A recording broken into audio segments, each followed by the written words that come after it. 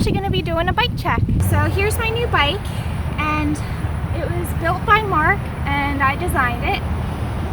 And so I'm going to run through all the parts, and if I miss anything then I'm just going to post them in the description below so you can go grab them. I'll start off first with the frame. We have an S&M intricate frame. It's got a 19-inch top tube. We have the Aries Flatland handlebars. What's nice about these bars is that they've got a nice curve to them. That helps getting your foot over. We have ODI grips, the Odyssey Evo front brake.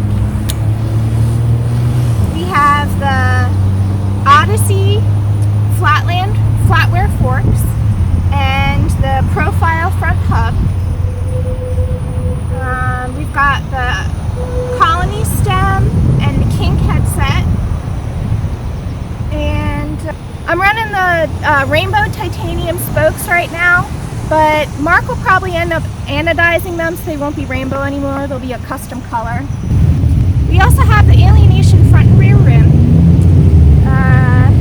We have the Colony free coaster back hub.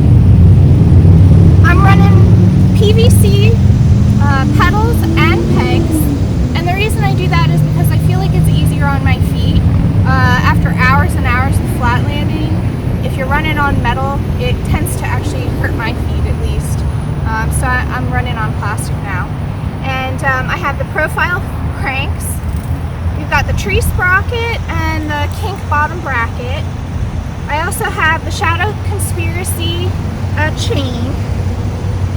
And I think that's about it. So if you have any questions or comments, or you just want to know more about this build, then just post a comment in the comments below and we'll get to it. Otherwise, happy riding!